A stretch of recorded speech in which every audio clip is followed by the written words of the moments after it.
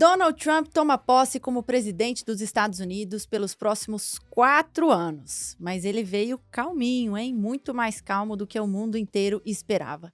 A gente vai ver se é esta a projeção para todo o mandato ou não.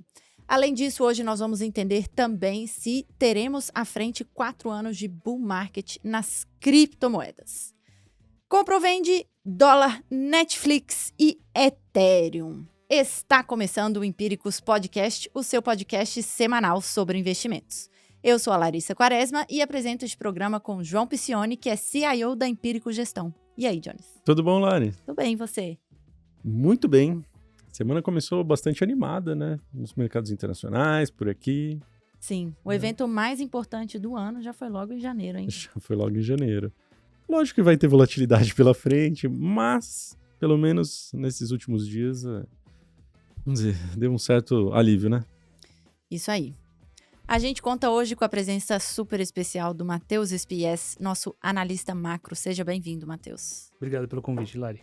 Sempre um prazer ter você aqui e também Walter Rebelo, nosso head de Crypto Research aqui na Empíricos.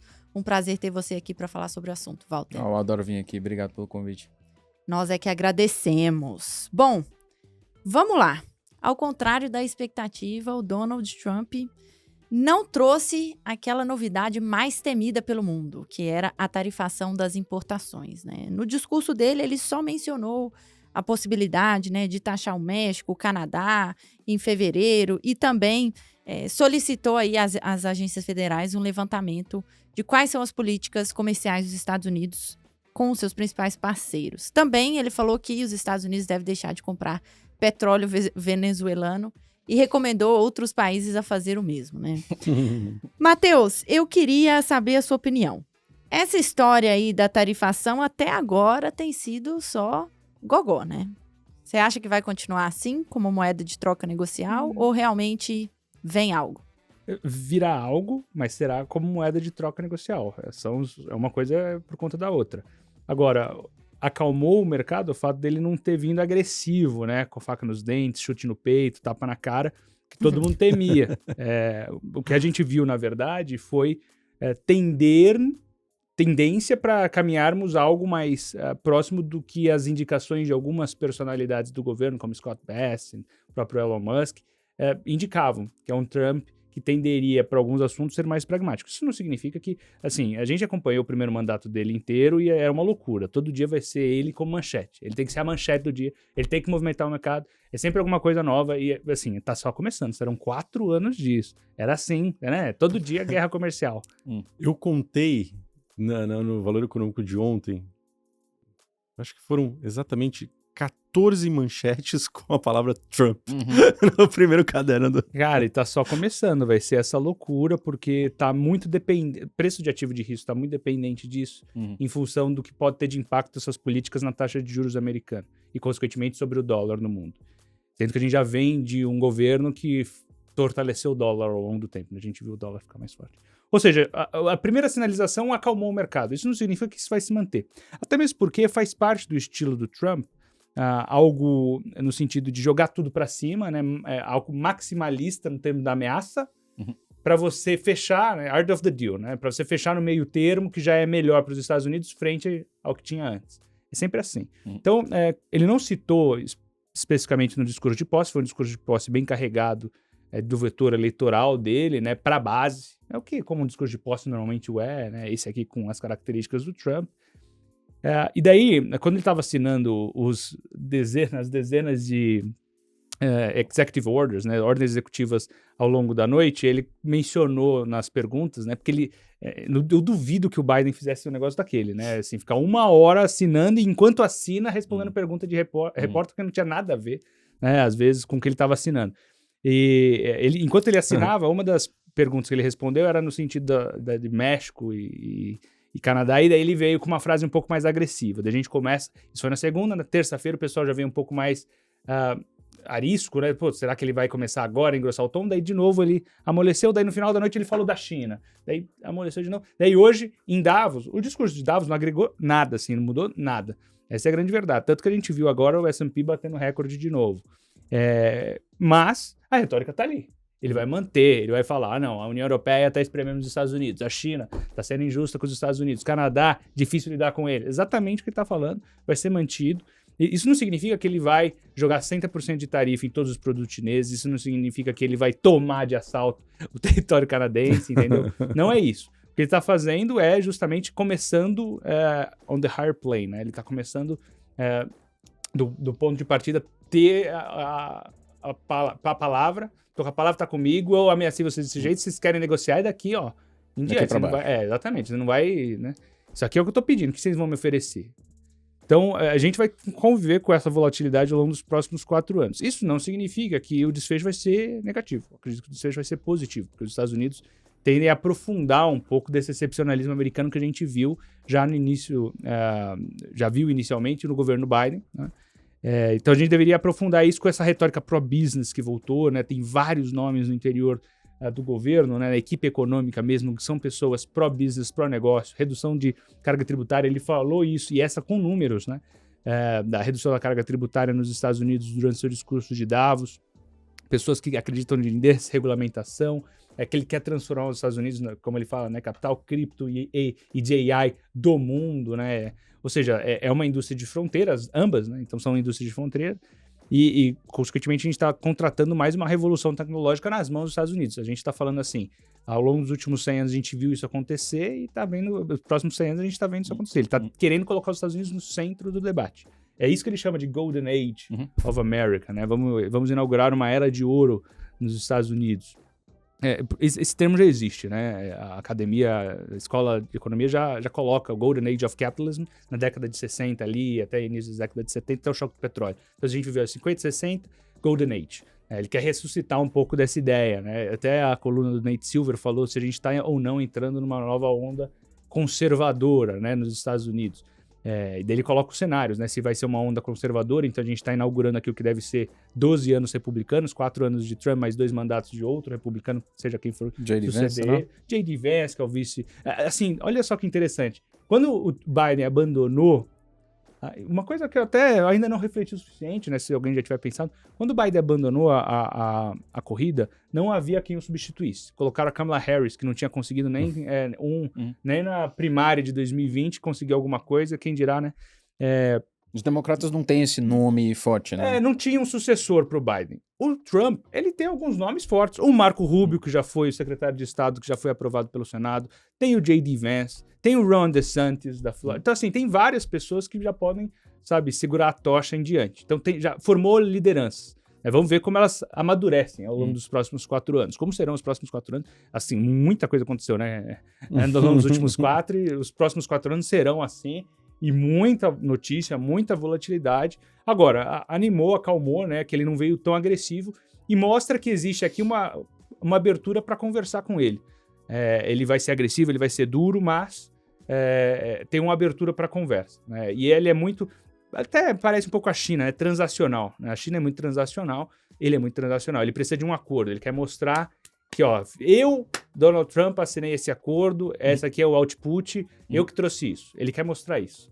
É por isso que eu acredito até que vai ter um de-risk de geopolítico, né? Que a gente vai ver tanto na Ucrânia como na faixa de Gaza, aprofundando-se, né, ao longo dos próximos meses. Porque ele vai querer mostrar serviço, ele vai falar, ó, eu que fiz, entrei e fiz. Um pouco disso. Perfeito, eu concordo muito. Mais uma coisa que eu fico pensando, né, é que, assim, não seria natural já ter alguma redução, não drástica, né, mas marginal de comércio entre Estados Unidos e China, assim, porque pensa se você é um empresário chinês, né, um exportador, você fala, puxa, tá rolando esse papo aí, é melhor já buscar outras alternativas comerciais, né, outros compradores fora dos Estados Unidos.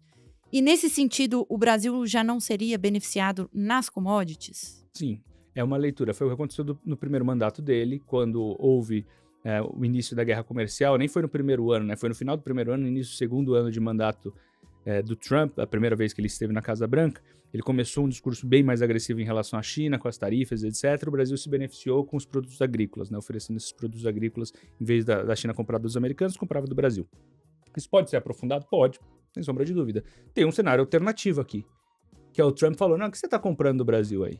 Tá comprando. Eu não acredito que seja o caso, Entendi. porque o Brasil não tá no alvo dele, não tá na mira. Isso é ótimo, tá? É ótimo que ele coloca o Brasil como secundário, né? Ele foi perguntado no dia da posse sobre o Brasil, ele falou precisa assim, da gente. não, eles precisam da gente, ele nem sabia o que ele tava respondendo. Mas assim, mostra que não tá no alvo. Ótimo, excelente. Não quero estar na mira desse cara no começo de mandato. Quem tá na mira dele? China, União Europeia, Canadá, mas esses caras vão estar.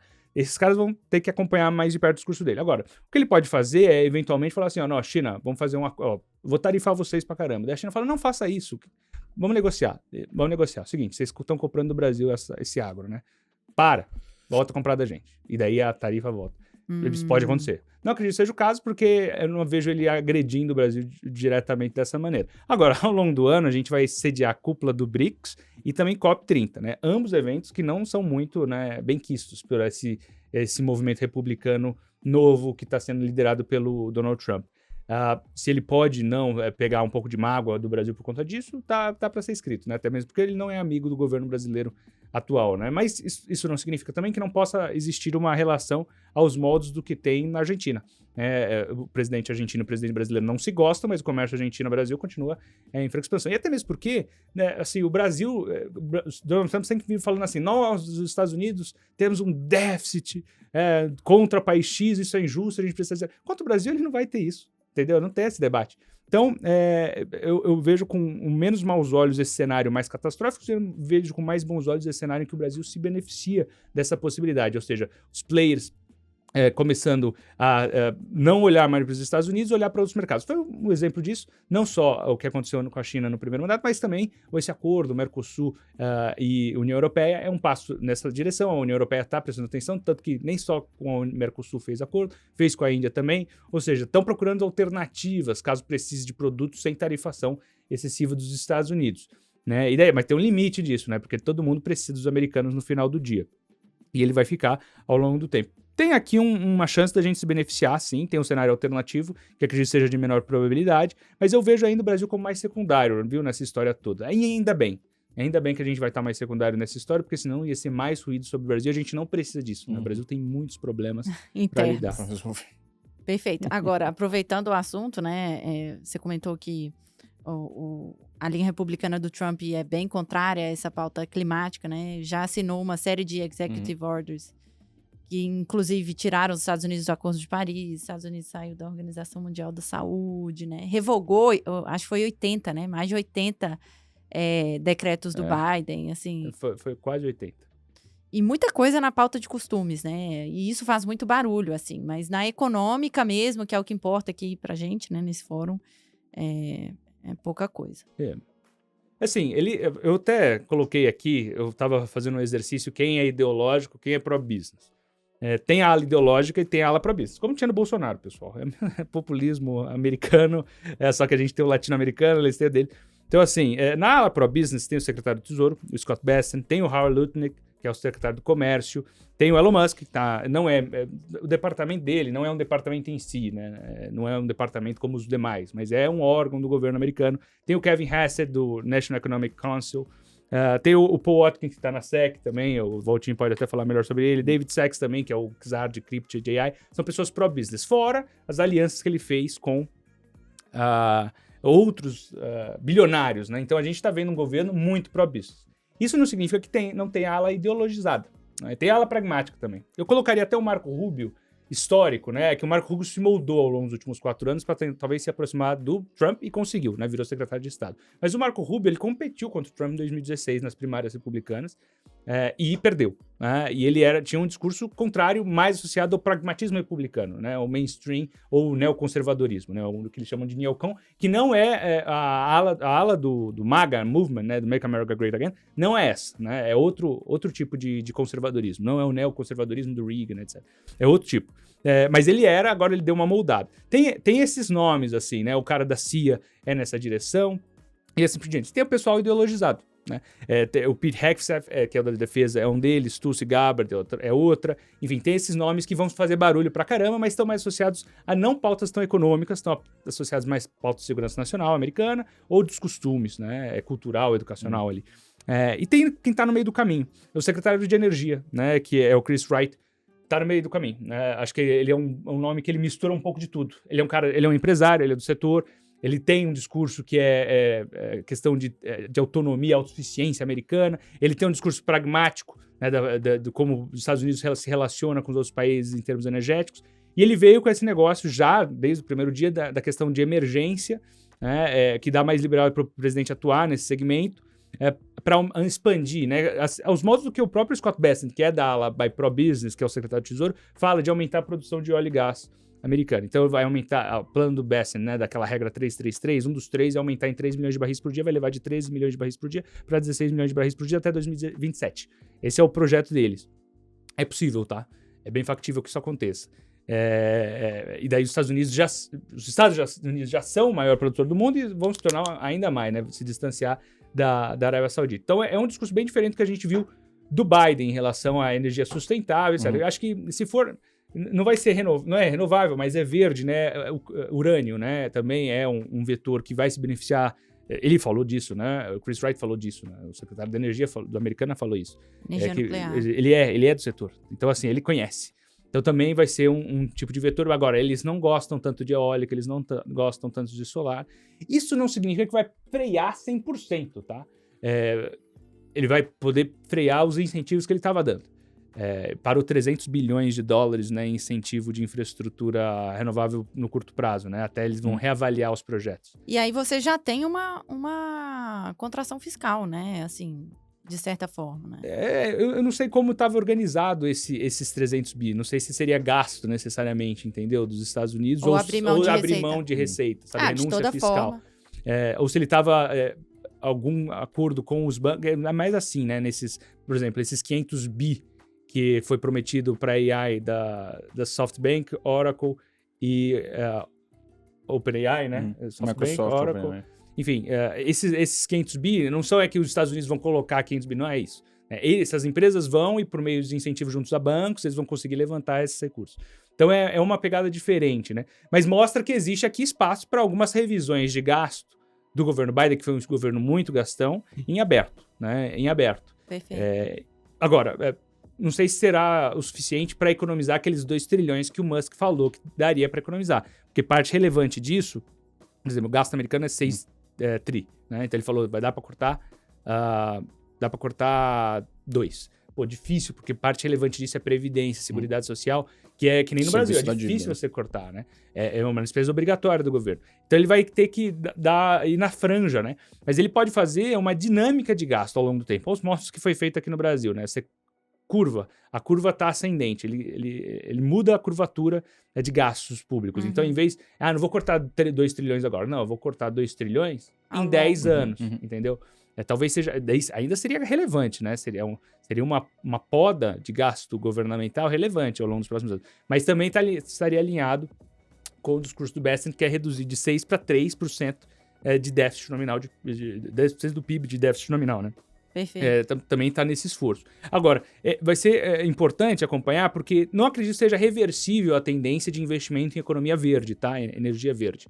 Vai continuar. É inexorável. Já foram feitos investimentos e a China precisa disso para reduzir a dependência de óleo que eles têm em termos de importação de barris de petróleo, tá? Então, dois grandes players, né, União Europeia e China, vão continuar ainda investindo muito, o Brasil ainda se beneficia disso. Agora, os Estados Unidos vão deixar um pouco de lado, pelo menos no curto prazo. Não sei se volta em um segundo momento, mas vão focar em outras coisas. Óleo e gás, né, energia nuclear, né, e etc. Muito bem. Vamos falar um pouco de cripto, porque também cripto, o Trump não promoveu nenhuma mudança relevante, pelo menos no seu discurso inaugural, né? Até agora foram só sinais. Explica pra gente, que sinais ele deu logo nesse início de mandato sobre o mercado cripto, Valtinho? Tem algumas pautas, e tudo isso aqui, né? A gente vai falar de performance de preço depois, mas tudo que o Matheus falou aqui da equipe dele, né? De como vai ser a postura dele tarifária, como o mercado está precificando a inflação, isso também influencia muito em cripto. Né? Principalmente o Bitcoin, que é orientado por mudanças de liquidez macroeconômicas. Agora, falando de regulação, existem algumas pautas que o mercado espera que eventualmente a gente converse e defina. Por exemplo, definição clara do que é valor imobiliário, do que é commodity digital, como que os players que estão utilizando esse tipo de ativo fazem né, declaração, você precisa de um corpo regulatório para que você tenha o oferecimento desse tipo de produto, né, como, por exemplo, custódia de banco. Então, por exemplo, SEC, né, tem um boletim de contabilidade lá que impede com que os bancos façam custódia de cripto, impede que assets façam custódia dentro de bancos, impede que os bancos utilizem stablecoins. Isso está sendo super discutido agora lá em Davos como uma maneira, né, uma nova maneira mais eficiente de você mover dinheiro entre fronteiras. Então, sobre essas leis aí, essas ordens executivas, nada disso ainda está operando, né? O que a gente tem? A gente tem apontamentos, pessoas que já estão em cargos-chave e que, durante a campanha, já propunham essas mudanças, como, vamos ter aqui uma reserva estratégica de Bitcoin. Cynthia Lummis hoje foi indicada para ser presidente do subcomitê de ativos digitais do Congresso do Senado. Enfim, e agora ela está encabeçando esse projeto, uma pessoa que é super pró-Bitcoin, que tem uma noção de como esse ativo funciona. Então, pessoas-chave já estão postas nos lugares corretos.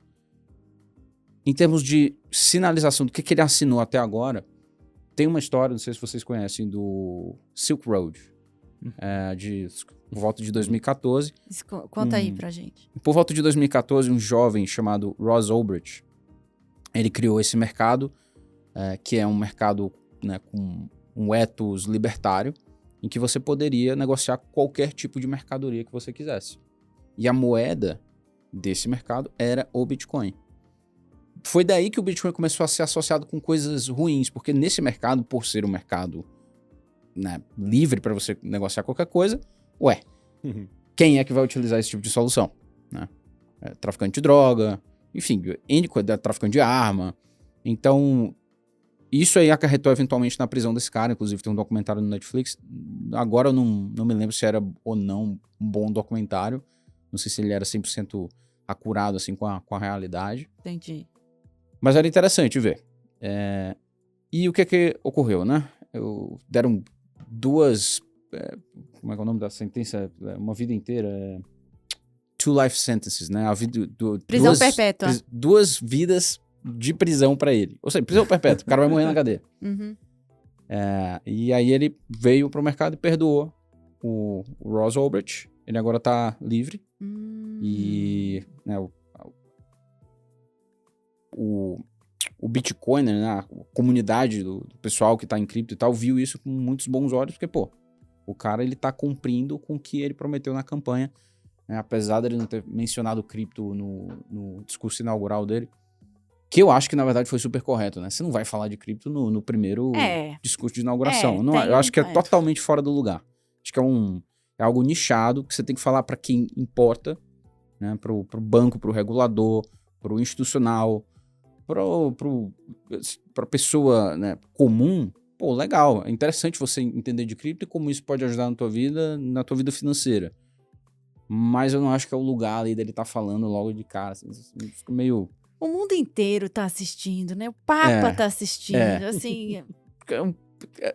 Às vezes, para você introduzir um assunto, você precisa de um pouquinho de tato, né? Leia a sala, né? Então, Sabe o que aconteceu no final de semana? O evento da cripto dele, da meme coin dele, mudou alguma coisa em como eles iam nortear? Eu acho que é bom e ruim, cara, isso aí, porque mostra duas coisas.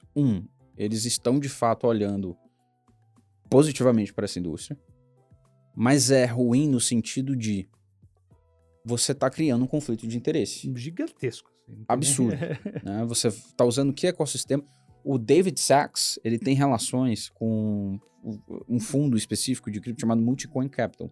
E esses caras, eles investem em projetos específicos, né? Aí ele veio com essa ideia de, não, vamos beneficiar aqui a mineradora mineradora de Bitcoin, né? Que tá nos Estados Unidos, vamos beneficiar os projetos que estão criando coisas aqui nos Estados Unidos. Aí em cripto tudo é narrativa, né? Se move junto com a internet e tal, não tem Bloomberg, é tudo X. Não, agora vamos investir nas moedas que é made in America. Aí cria uma outra narrativa. Aí cai o resto. Uma loucura esses negócios. Então assim, se você tá procurando narrativa aqui dentro, né? Você vai comprar a moeda do Trump, que é total sem fundamento. Achei até engraçado o que ele falou quando perguntaram pra ele, né? Você tá ciente da moeda que você lançou? Eu lancei. Tal, mas eu não sei muito sobre ela. Aí caiu pra caramba o preço. Eu não sei muito sobre ela, mas eu sei que foi um grande sucesso. Quanto que tá? Aí o cara, não, tá não sei quantos bilhões de capitalização de mercado. Eu acho que isso aí foi depois do anúncio lá do SoftBank, né? 500 bi de investimento e tal. Aí ele falou assim, bilhões? Pff, isso é peanuts pra esses caras aqui. Tipo assim... Não deu nem bola. Não deu bola. Mentiu bem, porque ele ficou bilionário ainda mais. Então, mas sabe o que é interessante? Assim, ele realmente não sabe o que tá se passando. O pessoal fica com a expectativa de que é ele que ali, tá né? fazendo, né? Ele tá programando. Não. Tem um puta time por detrás dele, inclusive com um projeto de finanças descentralizadas na rede Ethereum, chamado World Liberty Finance. E a ideia é utilizar stablecoins ali com esse ethos libertário, de você conseguir dar yield para as pessoas, né? Utilizar stablecoins, e stablecoins é uma parte muito importante para o dólar nesse programa dele de tornar o dólar mais forte em questão de penetração, né? E utilizar IA e tecnologia cripto para manter a hegemonia dos Estados Unidos. Uhum. Então, tudo isso aqui está se conversando, né? Cripto está subindo porque estamos com crescimento lá nos Estados Unidos, legal. O Fed deu um susto aí na gente em dezembro. Regulatório está absurdamente positivo, olhando para frente. E agora em Davos a conversa não é nem mais só Bitcoin, né, como reserva de valor, mas sim a tokenização de ativos, como ações, como títulos, e o oferecimento disso globalmente 24 horas por dia, 7 dias por semana, através de crypto rails, né, através de vias de blockchain. Jones, para fechar, Sim. antes da gente ir para o Compra ou Vende, o que você espera a partir desses sinais iniciais para os 4 anos de Trump? Lari, eu tô extremamente otimista com esses 4 anos de Trump. Lógico que vamos ter volatilidade. É provável que esse título de 10 anos vá bater a casa dos 5% antes de voltar ali para sua taxa neutra. Mas olhando para os ativos de risco lá fora, olhando para esse espectro de tecnologia em especial, eu acho que a gente vai ter, assim, 4 anos pujantes no mercado acionário. Acho que, assim, o apetite ao risco, depois da posse do Trump em especial, ele ficou muito nítido, né? Você viu vários segmentos andando com muita força, os hedges sendo desmontados, né? Eu acho que a gente é capaz de ter aí, vamos dizer, próximas semanas muito eufóricas. Aí a gente vem para um controle aqui de realização de lucros, etc. Mas eu acho que tem tudo para continuar andando. E olhando para frente, assim, é muito dinheiro que está sendo colocado no mercado. Bom, eu vou voltar a um ponto do Matheus que eu acho que é importante e que você pontuou aqui. Essa revisão do Trump, dos gastos fiscais, ela é fundamental para que ele recupere a confiança, inclusive na moeda americana, e justamente para trazer essa economia das stablecoins, por exemplo. Isso é muito importante, né? Você precisa ter confiança no dólar para que os stablecoins funcionem e que a transferência de recursos se torne mais barata, gerando mais resultado para as companhias, etc, etc, etc. Então esse é um ponto dele aí.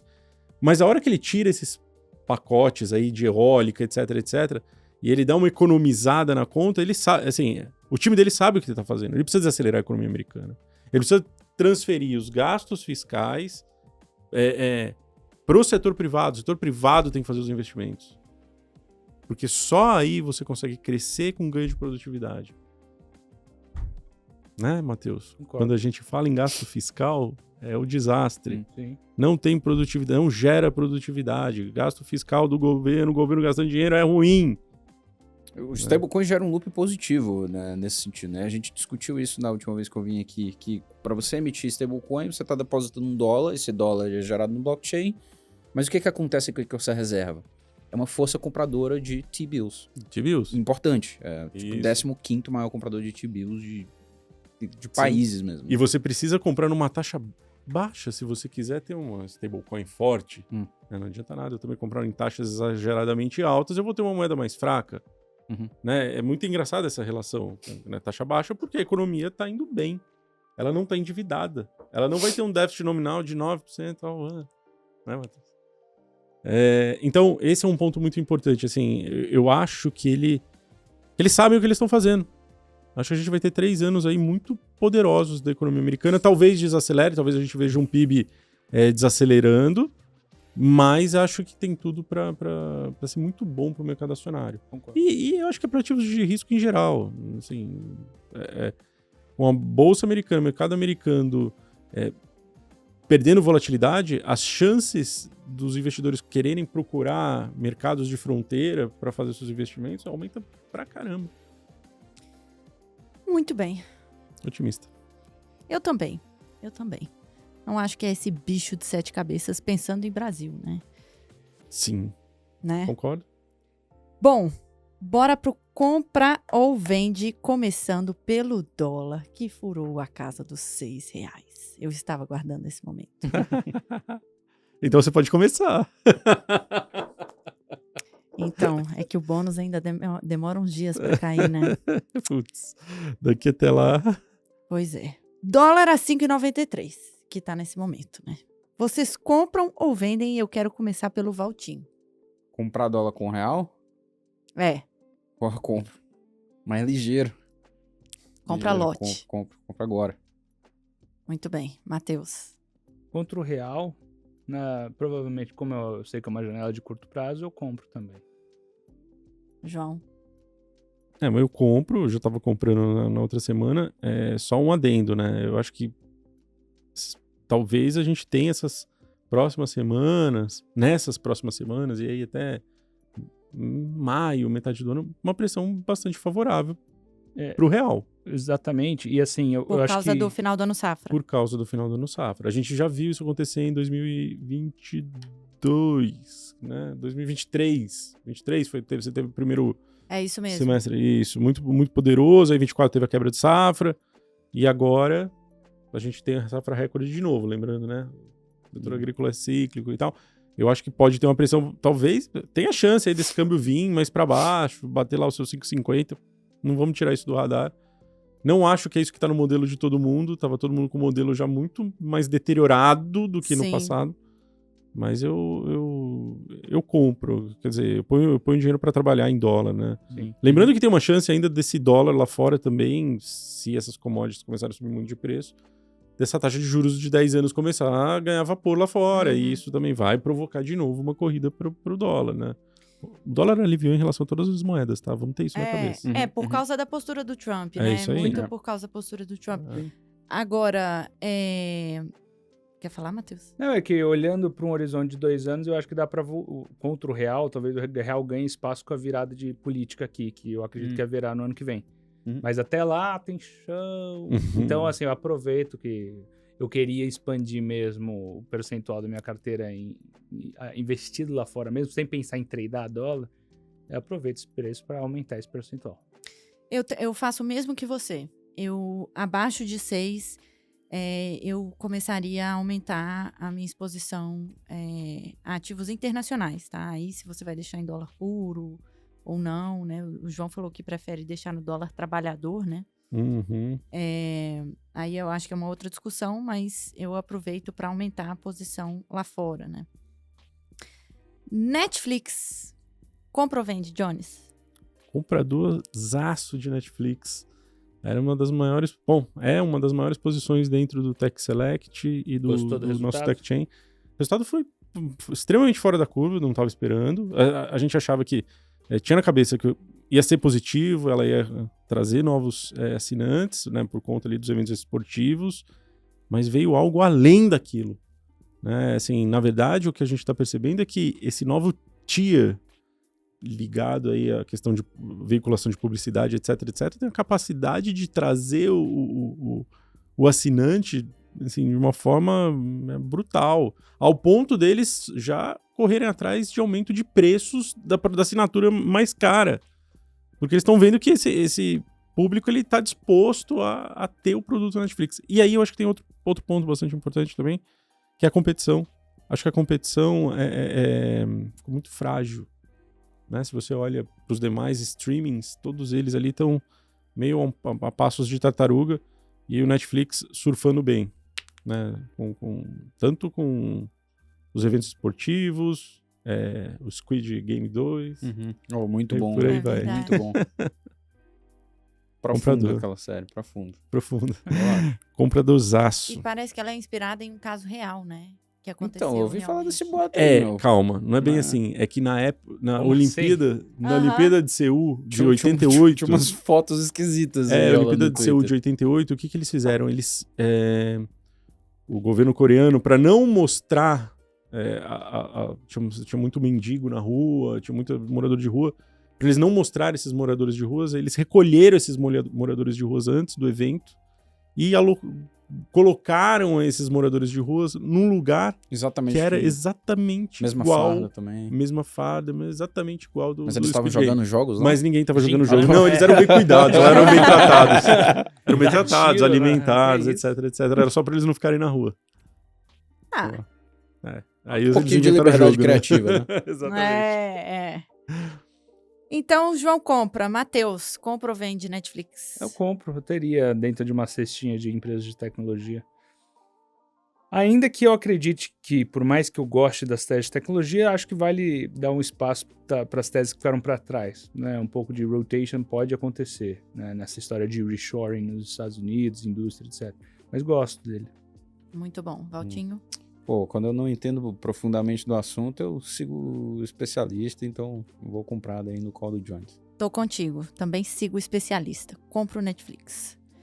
Agora, compra ou vende Ethereum. E aí, Valtinho? Meu, tá tendo uma puta discussão agora sobre esse negócio, porque assim, você tá falando de um sistema que ele é desenvolvido de forma descentralizada, então tem cotovelada entre diferentes entidades do que deve ser feito, do que não deve ser feito, e o Ethereum, durante esse ciclo, ele tem deixado a desejar em termos de performance de preço. Você vê outros projetos de cripto que dá para argumentar que são mais centralizados do que o Ethereum. Tá, não, eu acredito que realmente são mais centralizados que o Ethereum. E tem tido esse approach mais business, mais de estar próximo ali do governo, por exemplo. E tá fomentando mais esse negócio de facilitar para que o varejo acesse e consiga especular em meme coin. Tô falando aqui mais especificamente de Solana. Então, Ethereum meio que deixou a desejar nessa questão de performance de preço. Aí tem outras questões internas que estão rolando lá dentro, com a Ethereum Foundation, como que ela tá gastando para fomentar programas de desenvolvedores, e como que está interagindo agora com a evolução regulatória, os bancos que estão querendo acessar e criar produtos em cima disso. Então tem toda uma discussão que tá rolando aqui dentro e que faz muita gente, na hora que eu vejo no X, falar, não, o Ethereum morreu. Meu, você tá falando de um negócio de 480 bi de tamanho de mercado. Esse negócio não vai embora tão cedo. O que tá faltando agora, né? Tá faltando um pouco mais desse approach mais business, da gente ver Mais estratégico. mais estratégico dentro ali das comunidades da Ethereum para ter esse papo com a Wall Street. Perfeito. Né?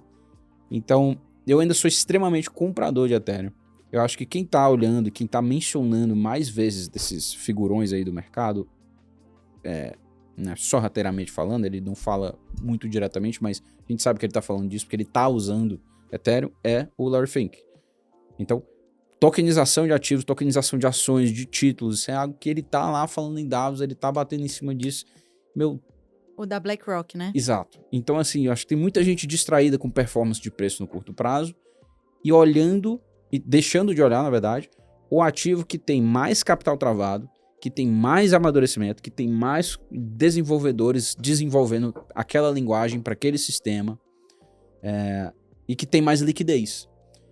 E que é mais seguro também. Né? Se você for analisar como é a economia do Ethereum e o porquê que aquele sistema é seguro, você entende que ele é muito mais seguro, muito mais robusto do que um ativo menor como o Solana. Que ainda, para Wall Street, né, para o cara que está começando a entender, que já entendeu o Bitcoin, que vai começar a entender Ethereum ainda, está muito no começo. Né? Não vai nem ouvir muito de Solana, dessas outras coisas mais esotéricas. Então eu sou super comprador, acho que tem um baita de um futuro. É só você não focar muito no curto prazo. Porque se você focar no curto prazo em cripto, você vai ficar doido. Não tem Vale para qualquer ativo de renda variável, mas especialmente para cripto, né? Que é um pouquinho mais volátil. Matheus. Eu acompanho o relator. Eu tenho um pedaço do meu portfólio em cripto e vou manter. Eu tô mantendo. Eu acho que o Trump vai ser fenomenal para essa indústria. Se tem um cara que tá falando pró esse negócio desde a campanha, é o Trump, a equipe dele é totalmente pró. Então esse negócio vai andar. Ficou engessado durante Joe Biden 4 anos. Os democratas, pragmaticamente, tentaram matar essa indústria, mais de uma vez. Então, assim... É só investigar o que aconteceu com o Silicon Valley Bank e o Silvergate. Né? Os caras, né, tucharam o balanço deles de título longo, serviam a só um tipo de cliente, que era cliente cripto. O que aconteceu lá em março de 2023 fez o FDIC, o governo Biden, né, chegar para os caras e falar, se vocês continuarem oferecendo produtos de vocês só para essa classe de empresas, não vamos deixar, a gente vai matar vocês aqui na burocracia. E foi isso que aconteceu. Tem documentos de coach falando isso, não tô especulando nada aqui. Então, assim, mudou muito a dinâmica e isso vai se aprofundar ao longo dos próximos 4 anos. Então, a gente viu uma grande pernada da eleição até aqui, isso é verdade, mas ainda mantenho na carteira. Acho que é só o início de um grande ciclo aí. Muito bem. Jones? Compro bem. Estamos comprados em Ethereum. Muito bem. Eu também compro. Valtinho, para quem chegou até aqui, você acha que vale um recadinho final aí? Eu acho. A gente tá abrindo nossa turma do Exponential Coins, onde a gente vai muito além do Bitcoin, muito além do Ethereum. A gente monta um portfólio em cima de teses, né, mais setorizadas dentro de cripto. A gente olha, faz essa análise top-down, né, analisa o ciclo macroeconômico, analisa as narrativas que mais fazem sentido dentro do mercado, analisa isso tanto no viés fundamentalista quanto técnico também. E a gente te ajuda a montar esse portfólio e surfar o crescimento dessa nova tecnologia que tá aí, cara, tá na cara, né? Você fazer o gol com os Estados Unidos fomentando isso aí como nunca a gente viu antes. Então, eu acho que talvez essa seja a última chance do varejo entrar antes do institucional.